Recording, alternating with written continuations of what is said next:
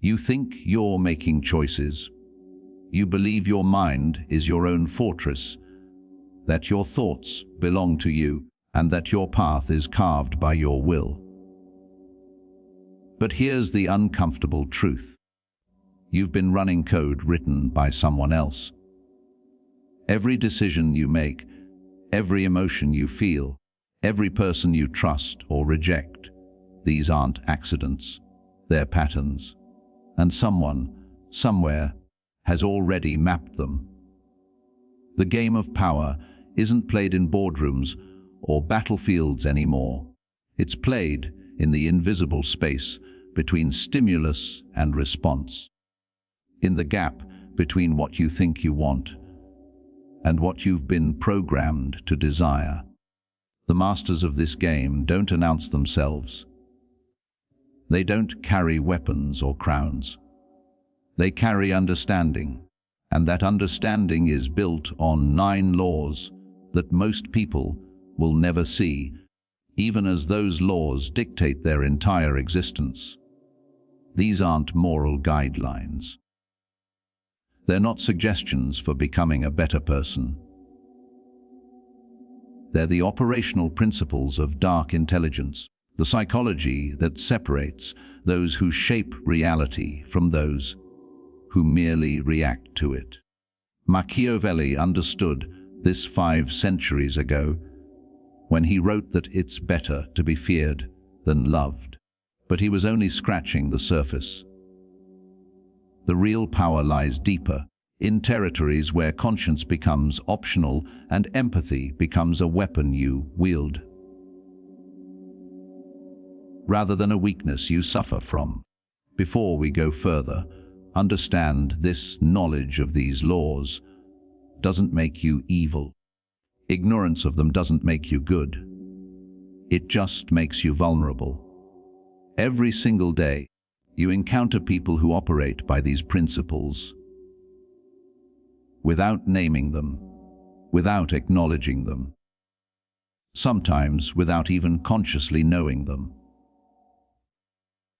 They're the colleague who always seems to get the promotion, the friend who somehow makes you feel small, the partner who controls without ever raising their voice, the influencer who shapes your desires while claiming to just share their life.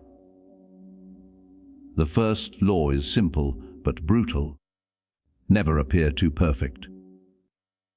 Your instinct tells you to showcase your strengths, to build an image of competence and capability. That instinct will destroy you. Perfection doesn't inspire admiration. It inspires resentment, suspicion, and the primal urge to tear you down.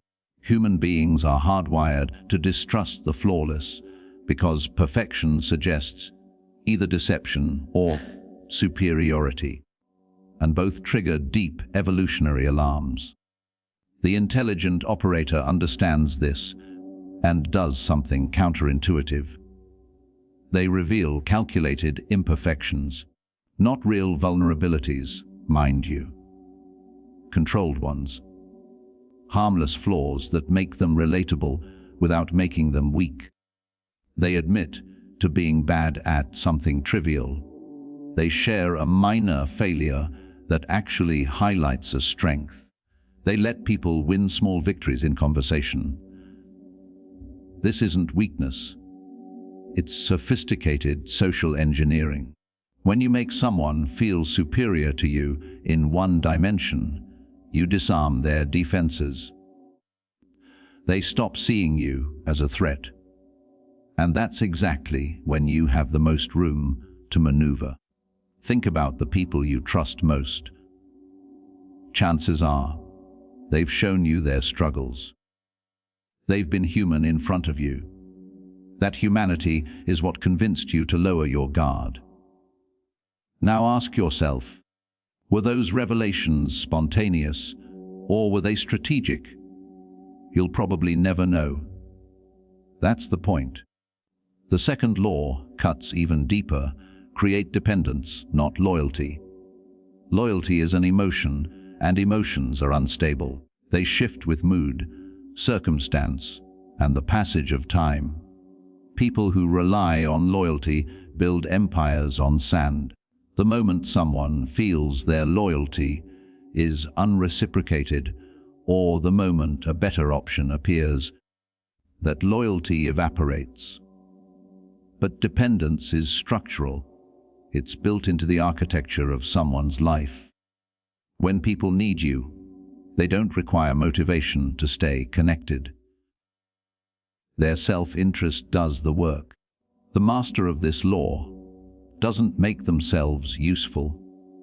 They make themselves irreplaceable. They position themselves as the sole source of something critical: access, information, connections, solutions to problems that only they understand well enough to solve. They become the keystone in other people's arches, the piece that, if removed, causes collapse. This operates on every level. In relationships, the person who needs the other less holds the power. In business, the person who controls the bottleneck controls the outcome. In social dynamics, the person who gatekeeps the resource everyone wants becomes the sun around which others orbit. You're not trying to be loved. You're not even trying to be liked. You're trying to be necessary, and necessity is the most reliable chain you can forge. But here's what most people miss. True dependence is invisible. The moment someone realizes they're dependent on you, they begin planning their escape. The skilled operator makes their indispensability feel natural, almost accidental. They help without being asked. They solve problems before they're recognized as problems. They embed themselves so deeply into the fabric of others' success that extracting them would mean unraveling everything. The third law is where things get uncomfortable. Appear as a friend while gathering intelligence. Human beings have an almost pathological need to be understood, to be seen, to have their inner world acknowledged. This need is a vulnerability that can be exploited with surgical precision. When you listen deeply, when you remember details, when you ask the right follow-up questions, people experience a narcotic effect. They feel valued. And in that state, they tell you everything. The dark intelligence operator becomes a collector of secrets, but not through interrogation. Through presence. Through creating spaces where people feel safe enough to reveal themselves. Every conversation becomes a data-gathering operation. Every confidence shared is a piece of leverage acquired. And the beautiful thing is, people thank you for it. They feel grateful that you care enough to listen. This isn't about betraying confidences or weaponizing personal information in crude ways. It's about understanding the landscape. Knowledge of what motivates someone, what frightens them, what they secretly desire. This is the raw material of influence. With this information, you can position opportunities in language they can't refuse. You can navigate conflicts by knowing exactly which pressure points to avoid or engage. You can predict behavior before it manifests because you understand the underlying code. And here's the crucial part. You must never appear to be collecting this intelligence. The moment people sense they're being studied, they lock down. The mask goes up. The performance begins. Your value as an observer collapses. So you listen as a friend. You empathize as a confidant. You remember as someone who cares. And beneath that surface, you're building a three-dimensional map of everyone in your orbit. But there is a deeper, more dangerous truth we haven't touched yet. These laws don't work in isolation. They compound.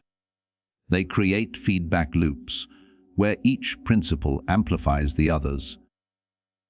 Where your growing influence makes the next law easier to implement, which increases your influence further. The fourth law accelerates this process. Control the narrative, never correct it.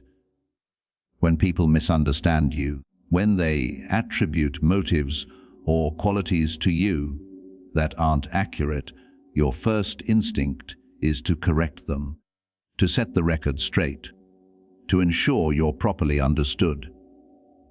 This instinct is a trap. The moment you start explaining yourself, you're defending. And defense is the posture of the weak. The sophisticated operator does something different. They let misunderstandings stand when those misunderstandings serve them. If people believe you're more connected than you are, you don't correct them.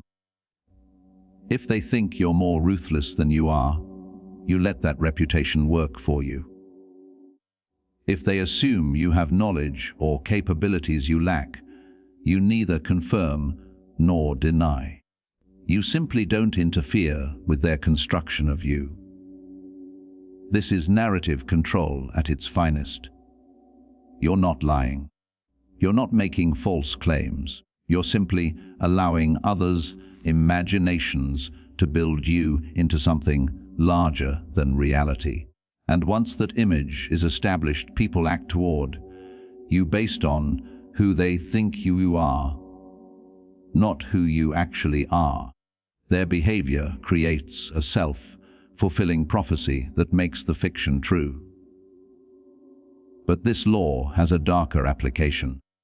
When conflicts arise, when accusations are made, when your reputation is under threat, you don't meet these challenges head-on. You reframe them. You shift the context. You introduce new information that changes the entire story. The person who controls the frame controls the conclusion. It doesn't matter what actually happened if you can determine what the story is about. Think about every public scandal, every political controversy, every interpersonal conflict that has ever consumed your attention. The winners weren't the ones telling the truth. They were the ones controlling what truth people were looking for. They defined the terms of the debate, the standards of evidence, the parameters of acceptable interpretation. And by the time anyone realized what happened, the narrative was set. The fifth law is perhaps the most psychologically sophisticated. Make others feel smart while you direct their thoughts. Intelligence is perhaps the most cherished aspect of self-image. People will forgive you for suggesting they're unattractive or unkind, but suggest they're stupid, and you make an enemy for life. This creates an opportunity that borders on manipulation so elegant, it's almost art. When you need someone to arrive at a conclusion, you don't tell them the answer. You ask questions that lead them there. You present information in sequences designed to trigger specific realizations. You create situations where discovering your desired outcome feels like their brilliant insight. And when they arrive at the conclusion you planted, you validate their intelligence. You marvel at their perception. You position yourself as lucky to know someone so sharp.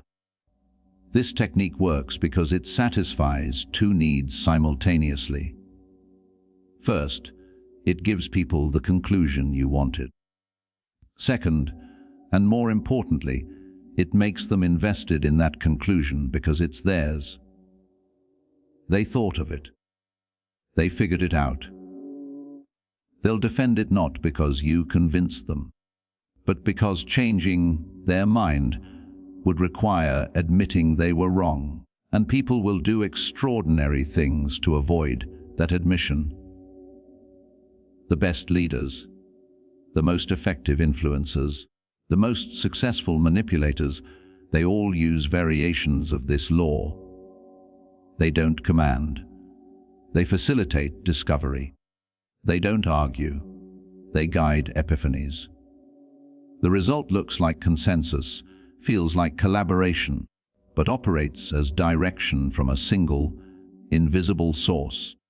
The sixth law takes us into territory most people actively avoid. Strategic withdrawal is stronger than persistent presence. We live in a culture that worships visibility, that treats absence as irrelevance, that measures value by availability. This is exactly backwards. Scarcity creates value. Mystery generates interest. Strategic absence makes presence more impactful. When you're always available, always responsive, always present, you become part of the background. You're taken for granted. Your value diminishes because supply exceeds demand. But when you withdraw strategically, when you become harder to reach, when your attention becomes a scarce resource, everything changes.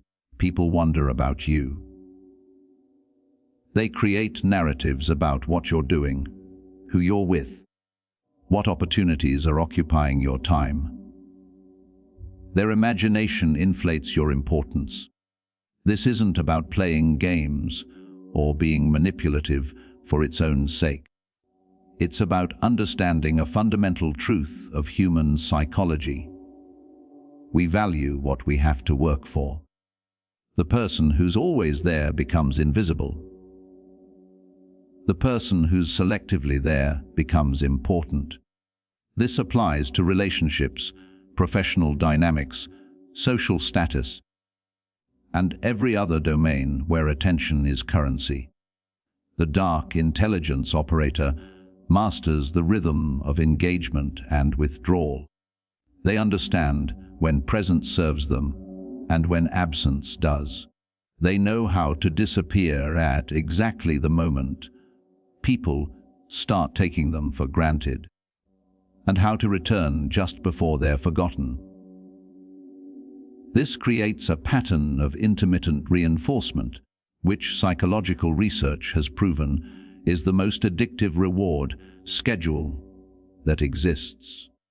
Every text you don't immediately return, every invitation you strategically decline, every moment you're unavailable when expected, these aren't social failures, they're investments in your perceived value.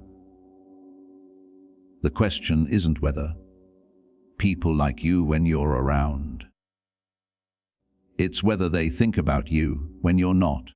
The seventh law requires you to abandon a deeply conditioned belief. Never sacrifice long-term positioning for short-term victory. Human beings are built for immediate gratification. We're wired to pursue the reward that's right in front of us, to win the argument that's happening now, to claim the credit that's available today. This wiring is a liability in any complex system where real power accumulates over time. Every time you need to prove you're right. Every time you claim credit publicly, every time you win a visible battle, you're making a choice. You're choosing to satisfy your ego, now at the expense of your position later. The person operating from dark intelligence sees through this trap. They let others have small victories. They allow credit to flow to people who need it for their self-image. They lose arguments on purpose when the cost of winning is someone's resentment. This isn't weakness, it's investment. Every time you make someone else look good, you create a subtle debt. Every time you let someone win, you purchase their underestimation of you. Every time you take the long view, while others scramble for immediate gratification, you're playing a different game entirely. You're building an infrastructure of influence that operates below the surface of visible achievement. The master of this law thinks in movements, not moments. They understand that the person who needs to be seen as the smartest person in the room will never be the most powerful person in the room. Visibility and influence rarely coincide at the highest levels. The people who truly run things are comfortable operating in the background, pulling levers, shaping outcomes, while others fight for the spotlight. This requires a specific kind of psychological discipline. You have to find satisfaction in results rather than recognition. You have to build an identity that doesn't require external validation. You have to become comfortable with the gap between what you actually accomplish and what others perceive you've accomplished. Most people can't sustain this. Their need for acknowledgement overrides their strategic patience. And that's exactly what makes them predictable. We're approaching something now that changes the entire frame of these laws. Stay with this, because what's coming recontextualizes everything we've discussed. The eighth law is perhaps the most paradoxical: display strength through selective vulnerability. Everything in these laws might suggest that power comes from invulnerability, from being an unreadable fortress that gives nothing away. But that's not quite right. Total invulnerability isn't strength, it's brittleness. It's a castle that, once breached, crumbles entirely. True power comes from choosing exactly when and how to show vulnerability, turning what appears to be weakness into the ultimate demonstration of strength. When you control what vulnerabilities people see, you accomplish several things simultaneously.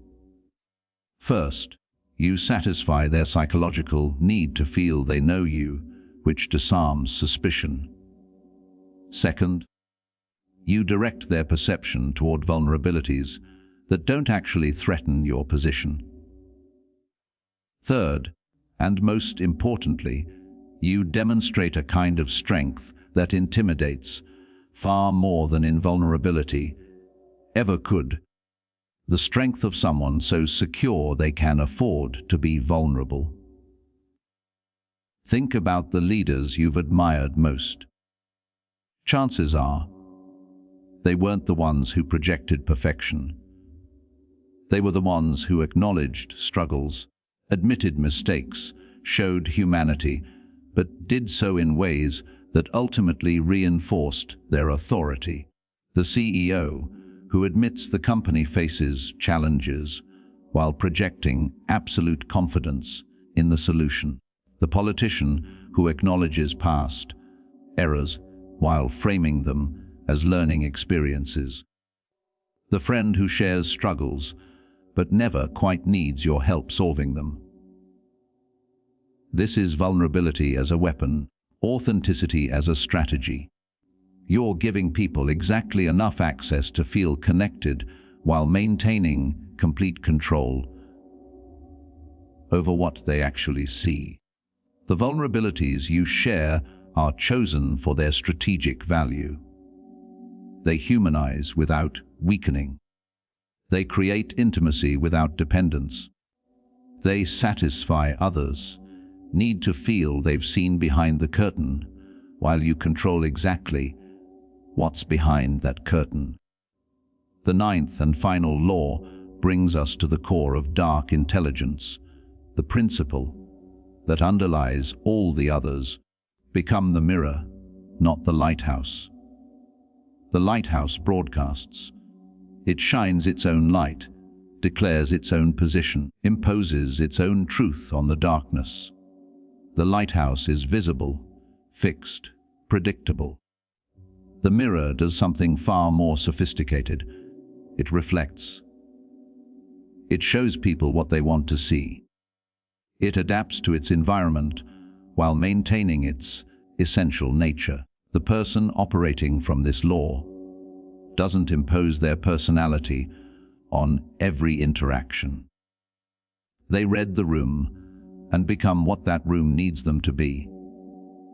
Not in a way that's fake or performative, but in a way that emphasizes different aspects of their genuine self depending on context. With the analytical person, they emphasize logic. With the emotional person, they emphasize empathy. With the dominant personality, they show deference. With the submissive personality, they show leadership. This isn't multiple personality disorder. It's sophisticated social intelligence. You're not lying about who you are. You're selectively revealing the aspects of your complex, multifaceted self that create resonance with whoever you're engaging. Everyone does this to some degree, but most people do it unconsciously and inconsistently. The dark intelligence operator does it deliberately and systematically. The power of the mirror is that people feel seen when they interact with you. They feel understood. They feel like you're on their wavelength. And this feeling creates trust and openness far more effectively than any amount of self-promotion or demonstration of value. When people see themselves reflected in you, they drop their defenses. They stop competing and start connecting. And in that space of connection, you have access to influence that would be impossible through direct assertion. This is the final evolution of power. Not domination, but adaptation. Not control through force, but control through resonance. You become the person others need you to be, which makes you indispensable across contexts. You're no longer playing a single role. You're playing the role the situation demands, and doing it so well that people never realize they're seeing a performance calibrated specifically for them.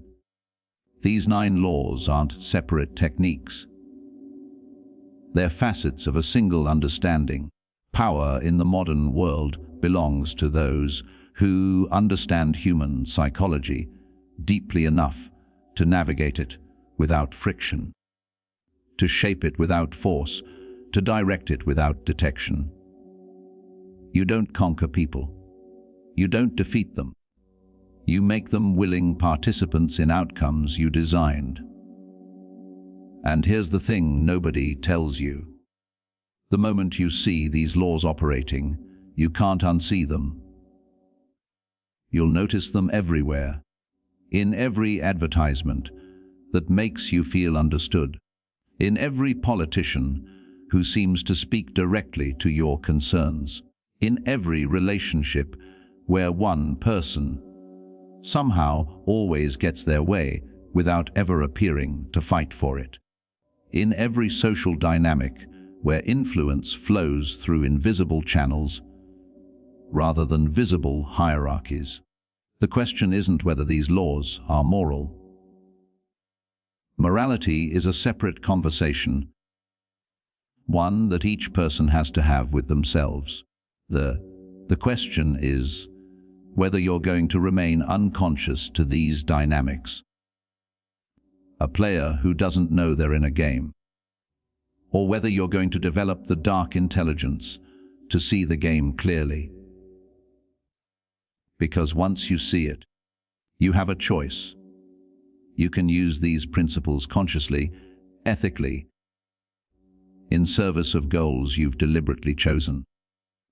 Or you can ignore them and remain subject to everyone else who's using them on you. The uncomfortable truth is that power isn't distributed randomly. It flows to those who understand its laws And understanding isn't the same as using. You can know these principles and choose not to employ them. But that choice is only meaningful if you actually understand what you're choosing. Ignorance isn't innocence. It's just vulnerability with better branding. So now you have the algorithm, the code that's been running in the background of every power dynamic you've ever experienced. The question is what you do with this knowledge. Do you run new code? Or do you keep executing the program someone else wrote? Because make no mistake, you think you're making choices, but until you understand the architecture of influence, those choices aren't really yours.